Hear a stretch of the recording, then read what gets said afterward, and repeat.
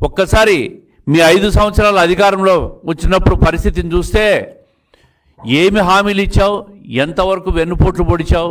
ప్రజలను మొదటి సంవత్సరంలోనే మద్య నిషేధం అని చెప్పి అధికారం లేకొచ్చి మద్య నిషేధాన్ని కూడా అమలు పరిచి ప్రజలను వెన్నుపోటు పొడిచిన విషయం వాస్తవం కాదా? నాసిరకం మద్యాన్నంతా అమ్మి ప్రజలను అనారోగ్యం పాలు చేసి వాళ్ళ మరణాలకు కారణం ఈ వైఎస్ జగన్మోహన్ రెడ్డి ప్రభుత్వం కాదా? ఇది వెన్నుపోటు కాదా అని అడుగుతూ ఉండా.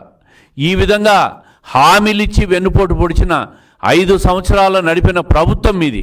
మళ్ళీ ఈరోజు కొత్తగా ఈ తెలుగుదేశం ప్రభుత్వం ప్రజాస్వామ్యబద్ధంగా అధికారం లేకొచ్చి 1 సంవత్సరంలోనే 70% హామీలు అమలు చేసిన ఈ ప్రభుత్వం మీద మీరు వెన్నుపోటు దినంగా ప్రకటిస్తారా? వెన్నుపోటు అనేది మీ పేటెంట్ రైట్స్, మీతోనే ప్రారంభమైంది.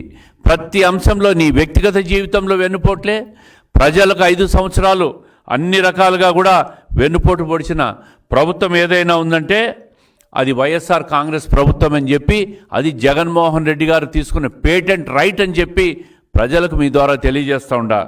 ఆస్తి కోసం చెల్లెల్ని, అదేవిధంగా తల్లిని కూడా చివరకు రోడ్లో వేసిన మనిషి ఎవరైనా ఉన్నారంటే అది జగన్మోహన్ రెడ్డి గారు. ఆయనే ఒక పెద్ద వెన్నుపోటుదారుడు. మళ్ళీ ఈరోజు వెన్నుపోటు అని చెప్పి కొత్త డ్రామాకు తెరలేపినావు. అదేవిధంగా మెగా డిఎస్సి అన్నావు. 5 సంవత్సరాల్లో ఒక్కసారైనా డిఎస్సి పెట్టావా అని చెప్పి అడుగుతూ ఉండా.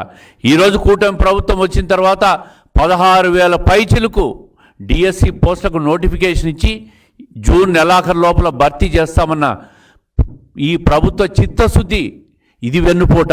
5 సంవత్సరాల్లో మెగా డిఎస్సి పెడతానని చెప్పి అధికారంలోకి వచ్చి అమలు చేయకపోవడం వెన్నుపోట అని చెప్పి నేను అడుగుతూ ఉండా. అన్నా క్యాంటీన్లను రద్దు చేసి మరీ పేదవాడి పొట్టను అన్నం తండి లేకుండా చేసిన నువ్వు అది వెన్నుపోటు కాదా అని అడుగుతూ ఉండా. బీసీ, ఎస్సీ, ఎస్టీ, మైనారిటీ సప్లాన్లు నిధులు మళ్లించి సామాజిక న్యాయానికి వెన్నుపోటు పొడిచిన మీరు మళ్ళీ ఇతరుల మీద వెన్నుపోటు అని మాట్లాడుతూ ఉండారు.